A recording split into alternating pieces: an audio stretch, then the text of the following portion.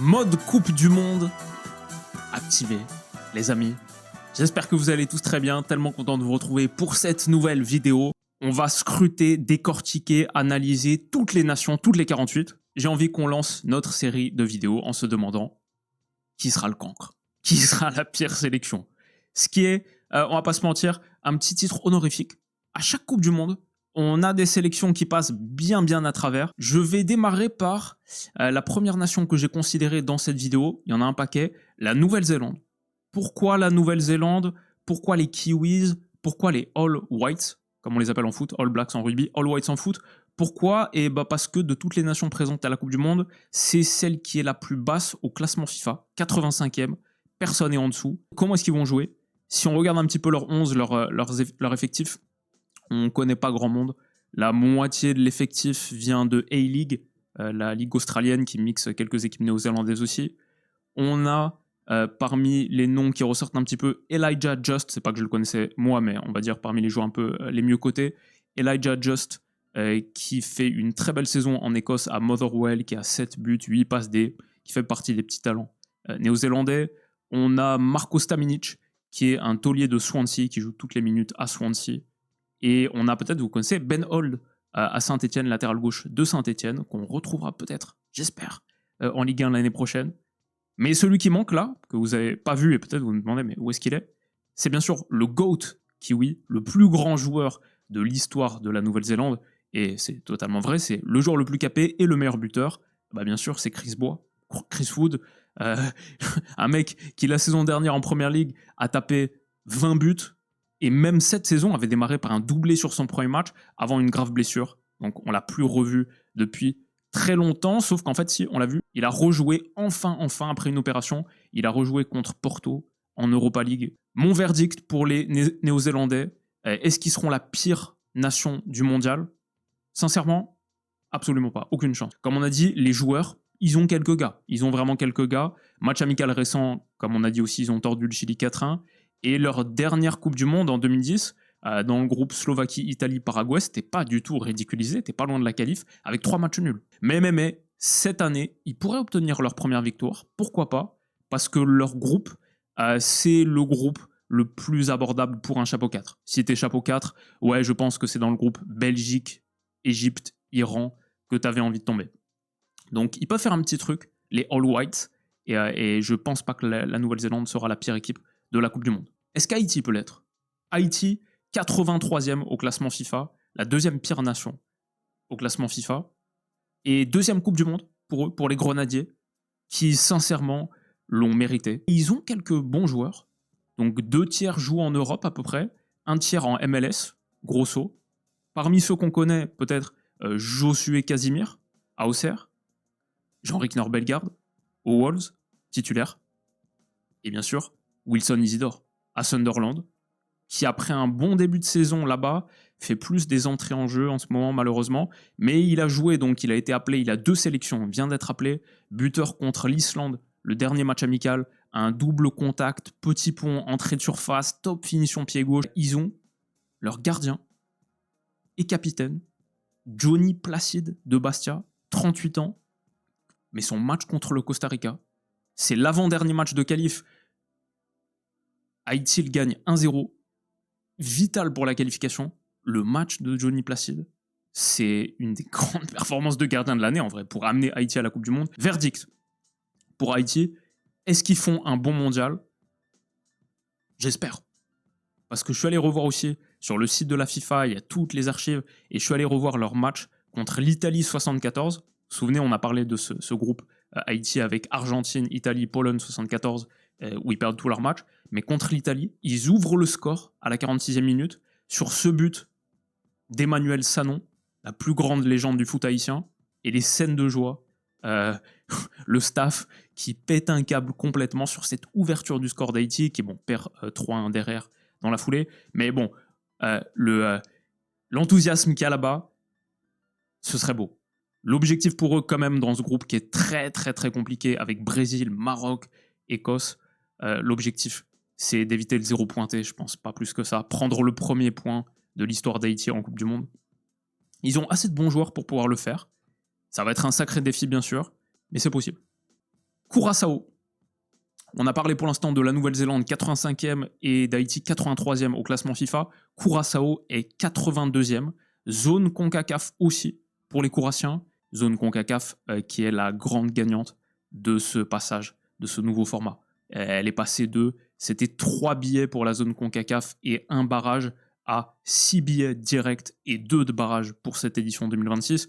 Bien sûr parce qu'il y a États-Unis, Canada, Mexique qui sont directement qualifiés, donc voilà. Mais apparemment, même pour 2030, ça va rester comme ça à 6 plus 1. Et qui est donc le plus petit pays de l'histoire du mondial, en taille et en population, 150 000 habitants. On retrouve dans cet effectif parmi les joueurs les plus cotés Tahith Chong, Armando Obispo, un petit Juninho Bacuna. Je suis allé voir, il y a quelques petites compiles sympas de Juninho Bacuna parce que le prénom m'intriguait beaucoup. Des petites compiles sympas. Attention à Juninho Bacuna, je vais dire. La moitié de cet effectif joue aux Pays-Bas, pas mal en 2e division néerlandaise, mais par exemple, bien sûr, Obispo, c'est au PSV Eindhoven. Ça va quand même être très très difficile pour Curaçao. Leur dernière trêve, là, il y a quelques jours, perdre 2-0 contre la Chine, perdre 5-1 contre l'Australie. Et j'ai vu les résumés de ces matchs-là. Contre la Chine, défensivement, sur des ballons longs, c'est assez difficile derrière. Ça va être difficile pour Curaçao. Leur groupe est très très relevé en plus. Allemagne, Côte d'Ivoire, Équateur, normalement c'est 0 points. S'ils prennent 1 point, c'est un exploit. C'est le plus grand moment de l'histoire du football curaçien de très très loin. Après Curaçao, passons au Cap-Vert. C'est au classement FIFA la 69e nation et c'est le petit pousset de la zone Afrique. C'est la 2e nation la plus basse du classement FIFA des nations africaines présentes à la Coupe du Monde, parce que le Ghana est la pire. C'est la première Coupe du Monde de l'histoire du Cap-Vert aussi, et on les connaît un petit peu, nos amis les requins bleus, parce qu'en ayant couvert toutes les dernières Coupes d'Afrique des Nations en profondeur sur la chaîne, bon, malheureusement, on les a pas vus au Maroc, là, en début d'année, mais par contre, 2023, leur quart de finale qu'on avait couvert, super petite équipe, les gars de Boubista, et avant ça, en 2021, 8e de finale aussi. Petite équipe de tournoi, petite nation de tournoi. Maintenant, leurs joueurs, le GOAT capverdien, Ryan Mendes, 36 ans, c'est vieux dans l'absolu. Ça l'est encore plus pour un ailier. Il joue maintenant en D2 turc et c'est son 5e club en 5 ans pour Ryan Mendes. D'autres joueurs qui pourraient être intéressants, Wagner Pina, qui a l'air à Trabzonspor d'être dans la conversation, la grande conversation du meilleur latéral droit du championnat turc. J'ai l'impression, il y a le petit Sidney Lopez Cabral de Benfica, qui apparemment est en train d'exploser cette saison, et il devrait retrouver Logan Costa, mais littéralement, il y a 2 jours, juste au moment où j'étais en train d'écrire ce script, je vais checker, on arrive peut-être à la fin du cycle capverdien, à l'image de Ryan Mendes, 36 ans, et il démarre contre l'Espagne. Ce qui rappelle un peu pour moi le Espagne-Costa Rica de 2022. En plus, derrière, pour le Cap-Vert, c'est l'Uruguay de Bielsa, 2e match. Il pourrait être éliminé avant même la dernière journée, niveau goal average. Donc ouais, Panama est dans la conversation, même si ça m'a un petit peu surpris. Nos amis panaméens, ils sont 33e au classement FIFA. Intuitivement, pourtant, je les aurais mis tout de suite dans cette catégorie. Si j'avais 4-5 équipes à mettre là dans notre vidéo, tout de suite je mettais le Panama, basé en gros sur 2018, où ils étaient effectivement en 2018 la pire nation du mondial, 32e sur 32.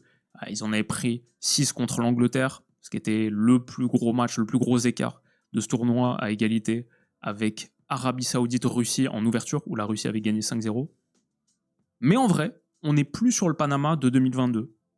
Depuis, ils ont fait une finale de Gold Cup en battant les États-Unis en demi-finale. Ils ont fait une finale de Ligue des Nations CONCACAF, encore une fois en battant les États-Unis en demi-finale et en tombant contre le Mexique en finale. Ils ont aussi battu les États-Unis en Copa América 2024.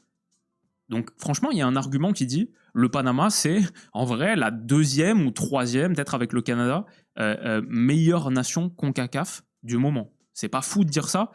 En tout cas, ils sont certainement pas plus bas que 4e. Disons peut-être les 3 pays hôtes, Mexique, États-Unis, Canada, fondamentalement quand même sur la qualité des joueurs. Niveau joueurs panaméens, à part Amir Murillo, je connais personne, je pense. Ils ont des noms stylés par contre.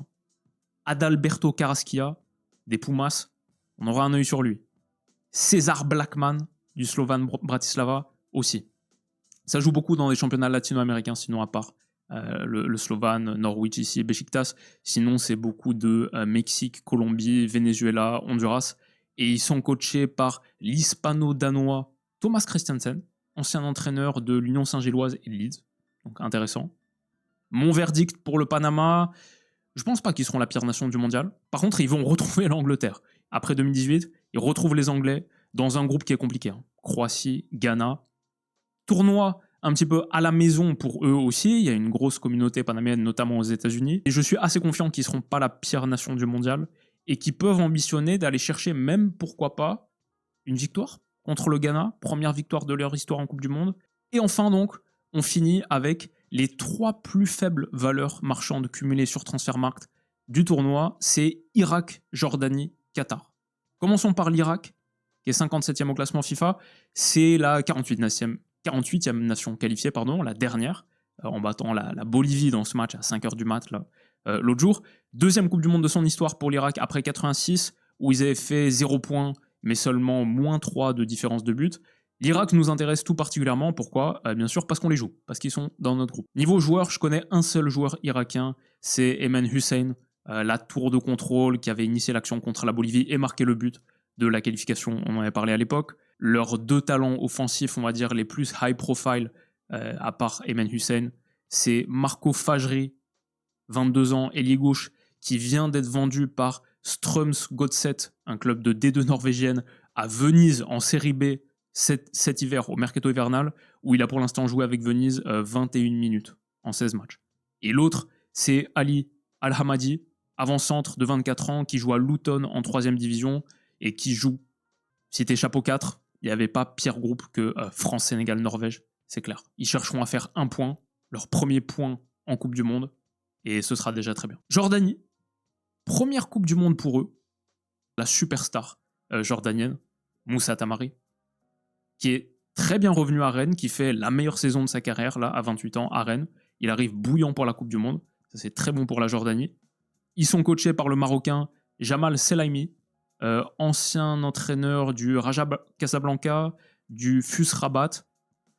Et en vrai, c'est un peu une inclusion de dernière minute cette Jordanie, parce que pendant longtemps, je les avais plutôt dans mon autre groupe, un petit peu vidéo qui arrive bientôt, sur les petits poussets qui pourraient être des petites nations surprises. Ils ont leurs meilleurs joueurs en top forme. Ils ont atteint la finale de Coupe d'Asie, bien sûr, contre le Qatar, en battant la Corée du Sud en demi-finale. Finale de Coupe d'Asie pour la Jordanie, c'était pas rien. Peut-être que leurs matchs amicaux récents, par contre, défaite contre la Bolivie, défaite contre l'Albanie, défaite contre la Tunisie, match nul contre le Mali, peut-être ça me remplit pas de confiance. Et en vrai, leur groupe est pas évident non plus aux amis jordaniens.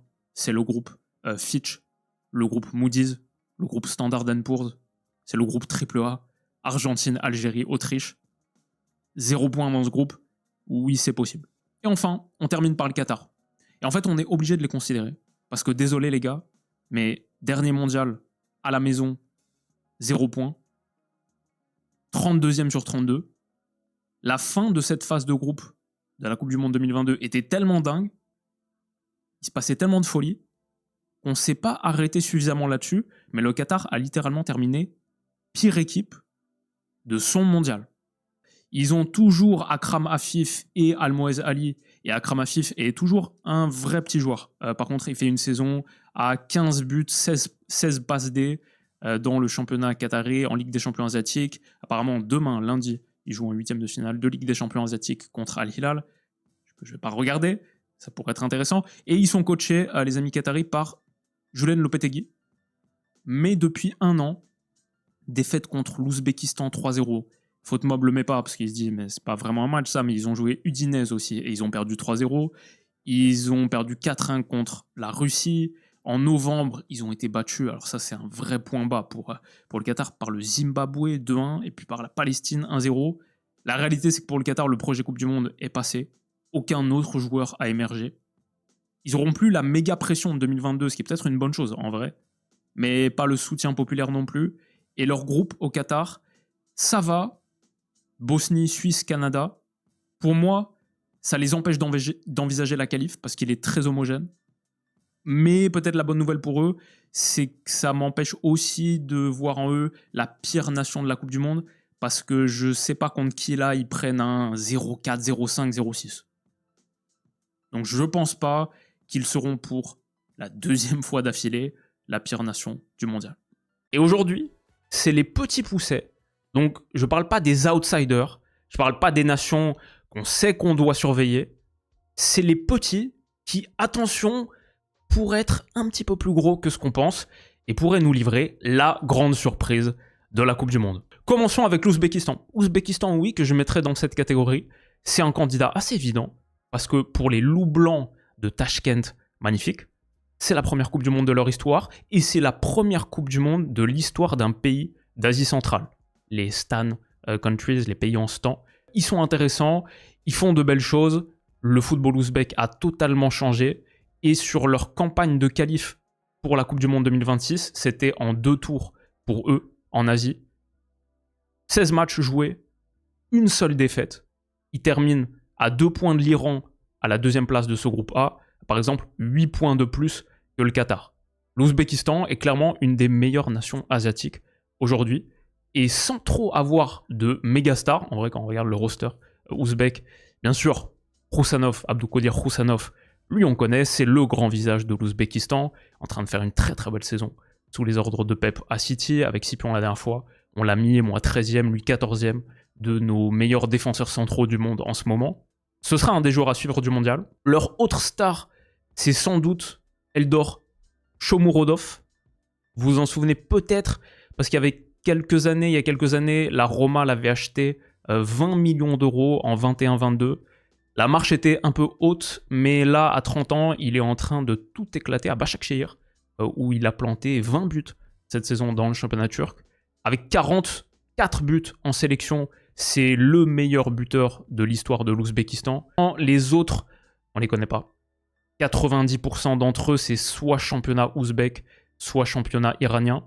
Mais j'ai vu le 11, là, marquer un but totalement maradonesque contre l'Égypte dans les longs résumés que j'ai regardés. Lui là, waouh, entre 6, ce qui dit aussi peut-être des choses sur la défense égyptienne, ça c'est possible. Sélectionneur Fabio Ballon d'Or 2006, qui a le parcours d'entraîneur le plus funky que j'ai jamais vu. Al Nasser, Chine, sélection nationale aussi, et puis après Benevento, Udinese, quelques matchs après, le Dynamo Zagreb, maintenant l'Ouzbékistan. Verdict pour l'Ouzbékistan, je veux dire que depuis leur qualif, match amical contre l'Uruguay, courte défaite 2-1, ils ont battu l'Égypte 2-0 et le Gabon 3-1. C'est une des équipes à suivre parce que le cocktail, première apparition à la Coupe du Monde, plus qualification brillamment acquise, c'est une nation qui est en train de vivre son apogée footballistique. Par contre, dans mon groupe préféré du mondial, ce groupe K, je vais dire attention à l'Ouzbékistan pourrait se qualifier. Et Portugal, Ouzbékistan, RDC, Ouzbékistan, Colombie, Ouzbékistan, ça va être des matchs très très sympas à suivre. Paraguay, parlons un petit peu des amis paraguayens. C'est pas du tout la même histoire que l'Ouzbékistan pour eux à la Coupe du Monde. C'est leur 9e Coupe du Monde. Ils en ont beaucoup joué. Ils étaient là à la première en 1930. Ils ont fait celle de 50 et de 58. Un quart de finale même en 2010. Et avec pas mal de joueurs référencés. Donc Antonio Sanabria de la Cremonese est là. Avec Miguel Almiron d'Atlanta, retourné à Atlanta. C'est plus de 130 sélections à eux deux. Et ils vont enfin jouer une Coupe du Monde. 2 des grands joueurs paraguayens des dernières années vont enfin jouer le mondial. Sinon, qu'est-ce qu'on a? Omar Aldarete de Sunderland en défense centrale, qui est un taulier des Black Cats. Julio Enciso, qui va peut-être porter, j'espère, Strasbourg à un titre continental cette saison, qui avait été énorme contre Mayence au tour précédent. Et là, on verra contre le Rayo Vallecano si au retour Strasbourg se qualifie. Diego Gomez, une des révélations de la saison à Brighton. 2 offensifs de Palmeiras, Mauricio et Ramon Sosa, que je ne connais pas, mais à suivre. Ils sont entraînés par le coach argentin Gustavo Alfaro, qui a une petite réputation en Amérique du Sud. Petite réputation d'être un coach qui a fait du Paraguay une équipe, grosso modo, assez chiante à jouer. Je pense pas que ce sera suffisant pour eux pour être une des sensations du mondial. Et ce sera peut-être pas les matchs les plus kiffants à regarder. Mais ils ont plutôt un bon groupe. États-Unis et Australie, disons qu'en étant chapeau 3, ça aurait pu être pire. Par contre, prendre la Turquie chapeau 4, ça c'est pas ouf. Mais pour le Paraguay, c'est pas si mal que ça. Est-ce qu'ils se qualifieront?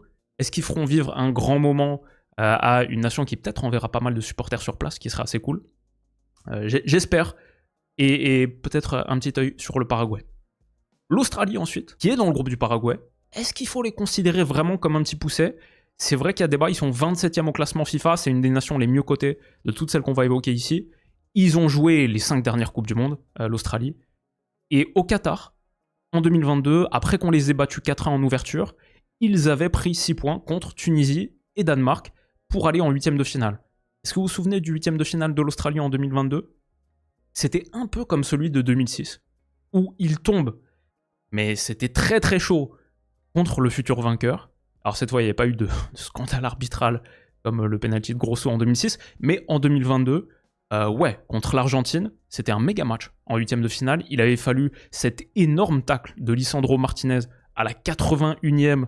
Donc l'Australie, je dirais que c'est un des plus gros petits, mais je les mets dans cette catégorie parce que pour l'Australie, aller en quart de finale de Coupe du Monde, ce serait quand même une des sensations absolues du tournoi. Ils ont terminé leur parcours de qualif sur 4 victoires, notamment contre Japon, Arabie Saoudite, ont battu le Canada récemment dans un match amical. Il y a eu une défaite contre la Colombie 3-0 il n'y a pas longtemps, qui est un petit peu menteuse peut-être, je n'ai pas vu le match en entier, je peux pas dire, mais à la 75e, il y avait encore 0-0, ils prennent le premier but sur un penalty de Rames. Ils ont toujours dans leur effectif Matthew Ryan, le gardien, 103 sélections. Ils ont toujours... Le mec, moi, quand je pense à l'Australie, je pense pas au kangourou, je pense pas à Uluru ou à la grande barrière de corail, je pense à Milos Degenek, bien sûr. Il est toujours là, il est à la Poel Nicosie, il vaut 500 000 €. Milos Degenek sera là à la Coupe du Monde. Mais ce qui est intéressant avec eux, c'est les petits nouveaux. Le petit, notamment Mo Touré. Mohamed Touré, né à Conakry, nationalité australienne, post-formé à Reims, et que Norwich a acheté cet hiver, il y a quelques mois, pour 3 millions d'euros. Il est en train de complètement exploser. 9 buts, 3 passes D en 11 matchs de Championship cette saison. Il a encore marqué il y a quelques jours. Et une première titularisation l'autre jour avec l'Australie. C'est un petit joueur à suivre du mondial, comme l'est aussi, bien sûr, Nestori Irankunda, plus connu encore.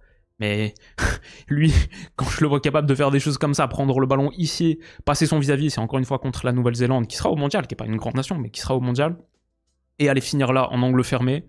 Ouais, Nestori Irankunda, lui aussi, vrai joueur à suivre de la Coupe du Monde. Ils ont l'air d'avoir un petit peu perdu en solidité défensive par rapport à l'époque, mais ce groupe est bon, comme on en a parlé. Il y aura peut-être une bataille Paraguay-Australie pour la qualif. Je mets Turquie et États-Unis, je pense, légèrement devant les deux, et ils pourraient se qualifier.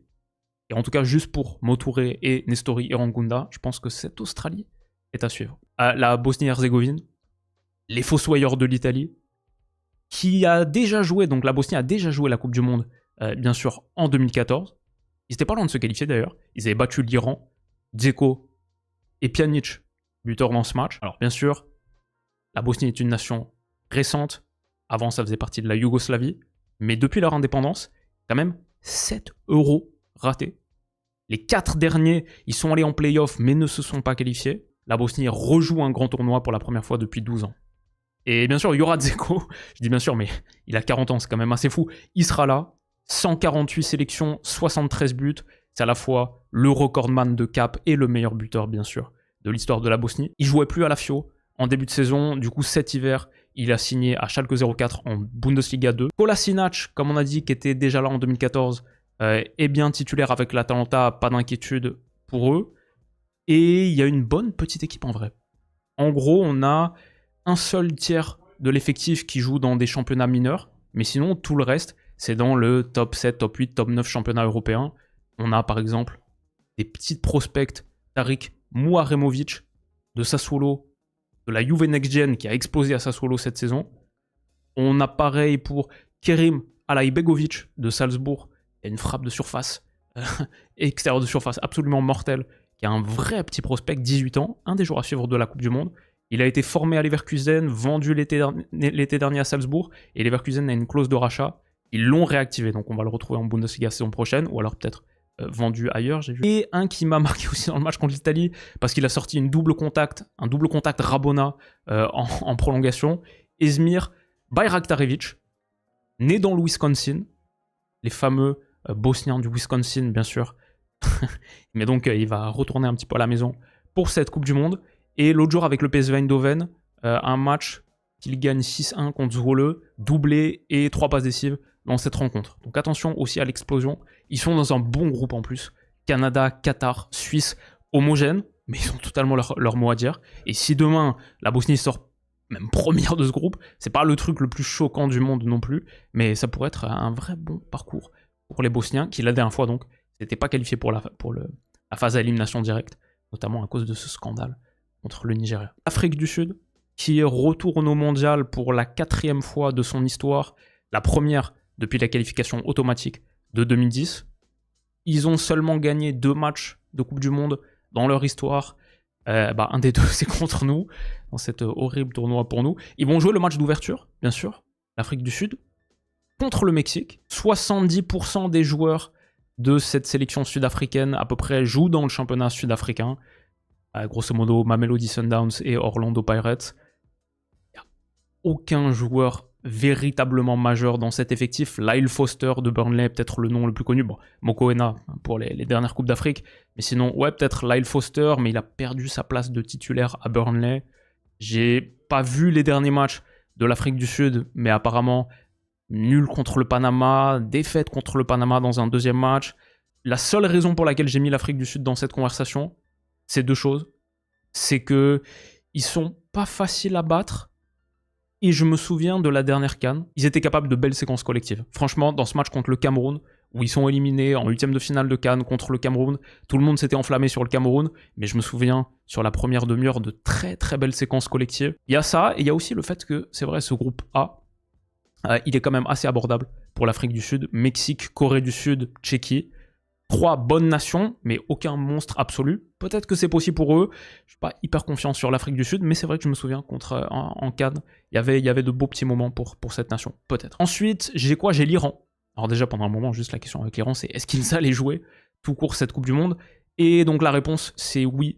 Au dernier congrès de la FIFA à Vancouver, ça a été confirmé par Gianni Infantino qui a dit non seulement ils vont jouer, mais leurs matchs vont se tenir comme prévu aux États-Unis, donc pas de délocalisation au Mexique ou au Canada. Et ce sera la 7e Coupe du Monde de l'Iran qui n'est jamais sortie des phases de groupe. C'est pour ça que ce serait, malgré le classement FIFA de l'Iran qui est quand même 21e, assez élevé, ce serait une vraie surprise qu'ils fassent quelque chose de fort en cette Coupe du Monde. Cette année, je ne sais pas ce qu'ils vont faire.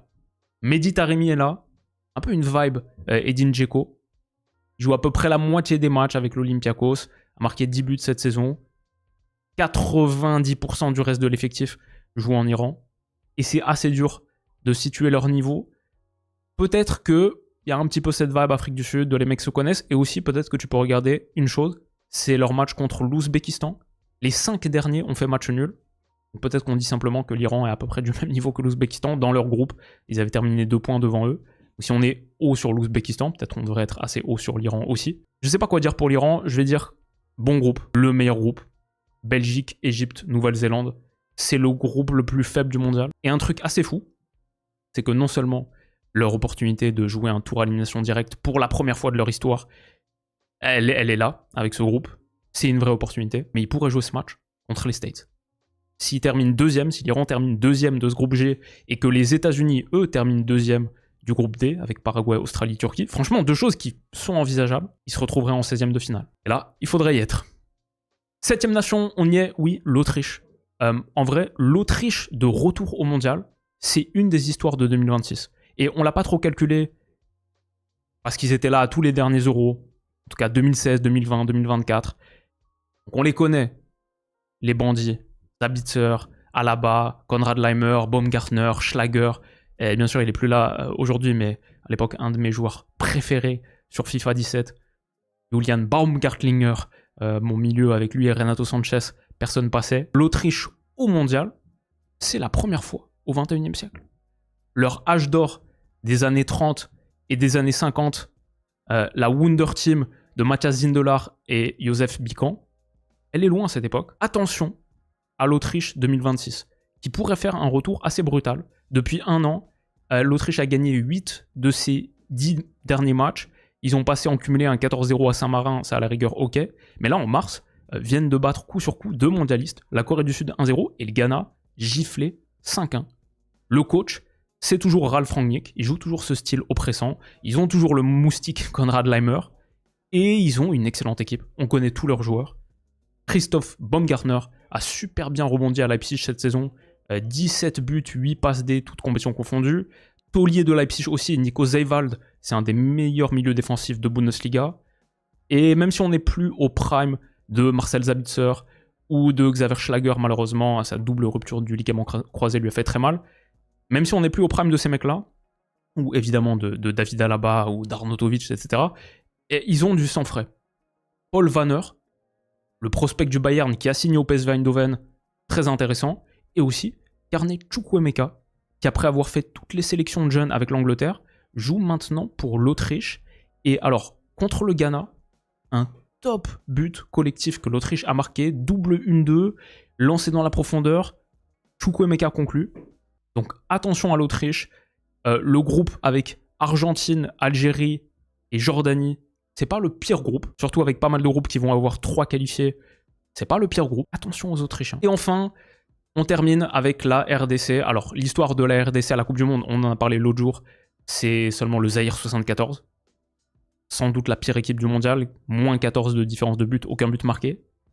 Mais depuis cette époque, il s'est passé pas mal de choses, notamment dans les années 2010, on est quand même là sur les 10 dernières années sur 2 demi-finales de Coupe d'Afrique pour la RDC, et ces Léopards se sont positionnés comme une véritable force continentale. Ils étaient dans le groupe du Sénégal pour la qualif, ils ont terminé avec 22 points, donc beau parcours, mais en plus de ça, ont dû jouer donc 3 matchs de play-off, qu'ils ont remportés contre Cameroun et Nigeria, 2 méga nations africaines et 2 vraies nations de Coupe du Monde, et derrière l'Intercontinental l'autre jour contre la Jamaïque. Méga parcours de la RDC. Est-ce qu'ils vont faire quelque chose?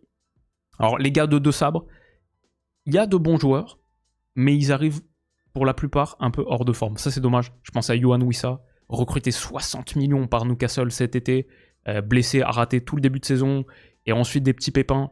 Il a 3 titularisations de Première Ligue cette saison, Yohan Wissa, un seul but contre Burnley. Aïe, aucune minute contre le Barça par exemple, dans le match à élimination directe de Newcastle en Champions. C'est un des gros ratés du dernier mercato. Et ce que n'est pas Noah Sadiki, ça c'est sûr. 85% des matchs titulaires en Première Ligue pour lui. Sa cote a continué de grimper. À 21 ans, ce sera en vrai Sadiki un des prospects de la Coupe du Monde. Mais je suis pas hyper confiant pour la RDC parce que, à l'image de Yohan Wissa, il y a d'autres de leurs joueurs importants qui sont en méforme. Wan-Bissaka a perdu sa place de titulaire récemment dans un très mauvais West Ham. Bakambu a 3 titularisations en Liga cette saison. Fouanzebe, énormément de pépins physiques, a très peu joué aussi. C'est un effectif vachement âgé en vrai. À part Sadiki, il n'y a pas de gros talent de moins de 25 ans qui est vraiment en train de percer. Et leur groupe est dur. Moi j'adore ce groupe K, j'en ai beaucoup parlé. Mais c'est à la fois parce qu'il est relevé et homogène. Ça veut dire que ça va être difficile pour la RDC, une vraie épreuve. Est-ce qu'ils ont ce qu'il faut pour être une des surprises de cette Coupe du Monde? Eh bah, déjà, ils ne pourront pas faire pire que le Zaïre en 74. Et s'ils reviennent là, 52 ans après, et se sortent de ce groupe, ce sera déjà quelque chose de magnifique. Commençons donc avec l'Angleterre. Tourelle a fait des choix hyper forts qui ont choqué les Anglais. On va discuter de tout le monde. Je vais vous passer les 23 noms un par un en vous disant ce que j'en pense, quel 11 est-ce qu'il pourrait choisir. Hyper intéressant comment il démarre cette intervention en disant ma vision du foot international, du foot de sélection. Et en vrai, son premier exemple, c'est du foot de club. Et je pense que c'est le bon angle à adopter pour comprendre la sélection de Thomas Tuchel, pour comprendre sa théorie opérante, son mode opératoire, le parti pris. Il essaie de faire un club. C'est peut-être le bon parti pris. 5 rassemblements pour Tuchel qui se sont bien passés. Qualif Coupe du Monde, 8 matchs, 8 victoires, aucun but encaissé. C'était un groupe assez simple, mais ils ont fait le perfect. On ne peut pas leur enlever. Et surtout en septembre, je me souviens, le rassemblement de septembre, avec ce 0-5 contre la Serbie en Serbie. Beaucoup de joueurs à ces rassemblements, et même dans les 11, en fait, n'ont pas été pris.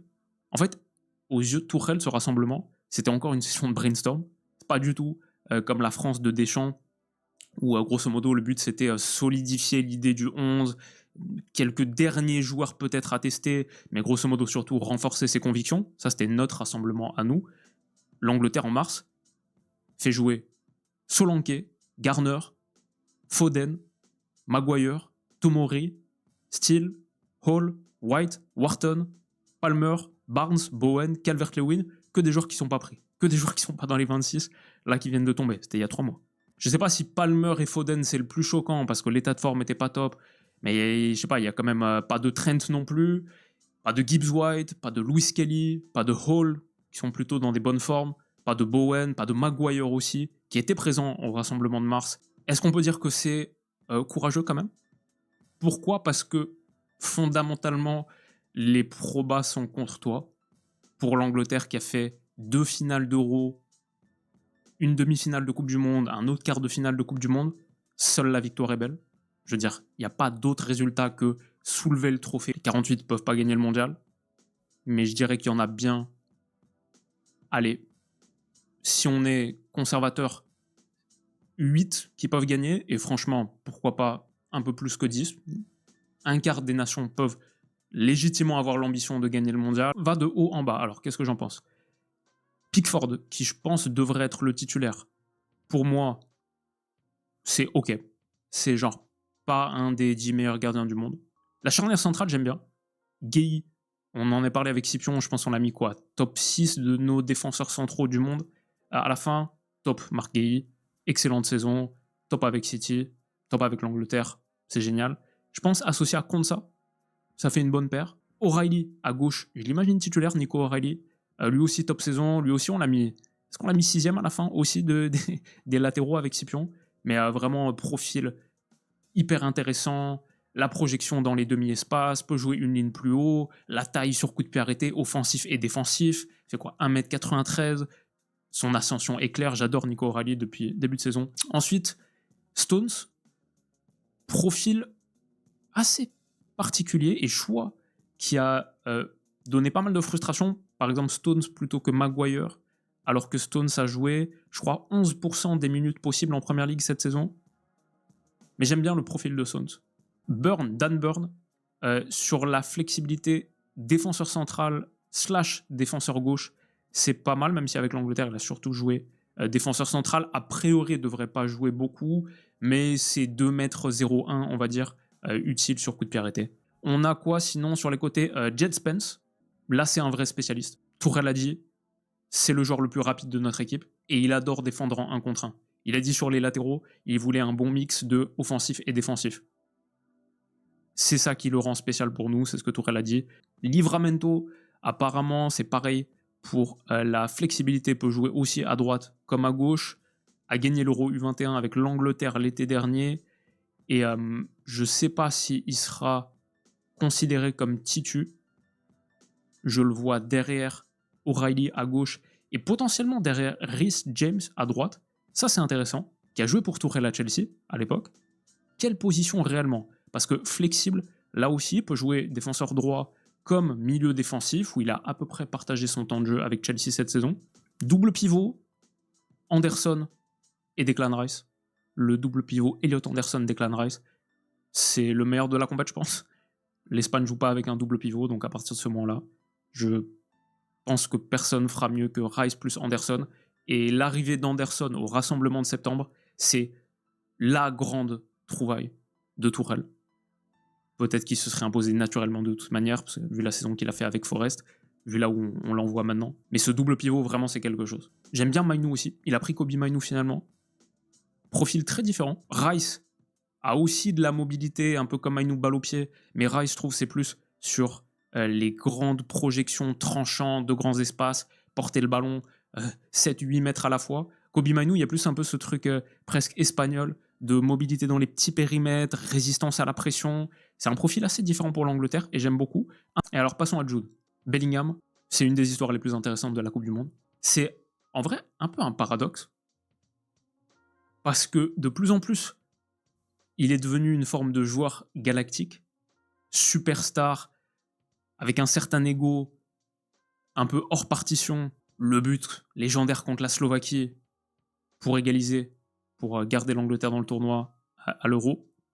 Mais pourtant, à la base de la base, avant d'être ce mec un peu galactique, associé à ce Real Madrid moralement décadent, à la base de la base, c'est un chien. C'est un mec avec une mentalité XXL, c'est un joueur de collectif absolu. Avec l'Angleterre, c'est le box-to-box qui est taclé comme un dératé et puis après porté sur 30 mètres, fini avec les mains sur les genoux parce que compte jamais ses efforts. C'est aussi potentiellement ça, Bellingham. Et du coup, je suis assez curieux de voir quel Bellingham on a à la Coupe du Monde et est-ce qu'on redécouvre ce Bellingham chien. Mais il pourrait se faire piquer sa place par Morgan Rogers, c'est vrai, qui a été pris. C'est quasiment 20 buts plus passes D en Première Ligue cette saison pour Rogers, qui a marqué en finale d'Europa League contre Fribourg le 3-0. Tourelle l'aime beaucoup. Il est entre 10, Rogers, et ailier gauche cette saison, sous Villa, sous Emery à Villa. Et il a joué peut-être un tiers des matchs à gauche, dans un rôle de milieu gauche / ailier gauche, joueur gauche de 4-2-3-1. Et sinon, peut-être Eze, qui a aussi été pris. Un peu, peut-être utile dans un rôle de serrurier, crocheteur de verrous, que l'Angleterre pourrait affronter, un peu moins transition et un petit peu plus ouvrir les espaces bas, en plus avec sa frappe extérieure de surface. Sur les côtés, j'ai une vraie interrogation. Saka, Madueke à droite, Rashford, Gordon à gauche. Je pense que c'est ça les vraies options ailier dans la tête de Tourelle. Je pense que Tourelle démarre avec Saka, dont le plafond fondamentalement est plus élevé qu'un Madueke, notamment dans la zone de vérité. Madueke cette saison, c'est 2 buts, 1 passe D en Première Ligue, 3 contributions décisives en Première Ligue. Il manque quelque chose un petit peu à la fin, mais il a peut-être plus un profil dribbleur par contre, ouverture des espaces. À droite, à gauche, Rashford, Gordon. Tourelle aime bien Rashford. Il a dit, il est explosif, rapide, fort dans les airs, donc pour lui, il n'y a aucune limite. Il a dit ça en octobre. Et la saison de Rashford, en vrai, c'est une vraie saison de rebond. Revitalisé au Barça, a retrouvé de l'humilité au Barça, notamment sur l'implication défensive, où ça va être essentiel pour l'Angleterre de savoir faire ces efforts-là. Et Gordon a un profil assez similaire. Donc c'est pour ça qu'ils sont pas forcément évidents à départager. Et ils ont aussi leur équivalent de Robert Lewandowski, avec bien sûr Harry Kane, qui est une des deuxièmes histoires les plus passionnantes du tournoi. Est-ce que Kane, meilleur buteur de sa nation, 78 buts en sélection, de très loin le meilleur buteur. Rooney est à 49, je crois. Et Kane qui vient de faire une saison à 50 buts, Bundesliga plus LDC. Un des 9 les plus intelligents et les plus raffinés de notre ère, qui a dit en interview il y a 2 jours « Je joue le meilleur football de ma carrière » et qui dans 2 mois pourrait être le favori pour le Ballon d'Or. Est-ce que ce joueur-là peut être une limite de l'Angleterre? Parce que moi, je ne suis pas encore complètement persuadé que c'est un big game player. Je sais pas, parce que dans cette même saison, j'ai aussi vu contre Arsenal, en début d'année, dans un contexte qui pourrait être un contexte de foot de sélection, avec une équipe défense très dure à percer, et dans ce match, il avait terminé avec 0 tir. Il avait été totalement sorti de la rencontre par Saliba et Gabriel. Il y a une vraie question, je trouve, sur Harry Kane dans les grands moments. Avec l'Angleterre, 78 buts, certes, mais son plus grand moment, c'est le pénalty raté contre la France. Il aura 37 ans à la prochaine, enfin 28 juillet. À la fin de la prochaine, il aura 37 ans. Donc ouais, gros moment pour Kane, qui peut-être peut aller chercher, lui, un mec avec très peu de trophées jusqu'à sa trentaine, et va peut-être aller chercher le plus grand trophée qui existe en football, et le Ballon d'Or derrière. Mais je sais pas. Est-ce qu'il est au niveau des très grands matchs, quart de finale, demi-finale, finale de Coupe du Monde? Pour l'instant, il n'y a pas beaucoup de matchs références dans la carrière de Kane à ce niveau-là.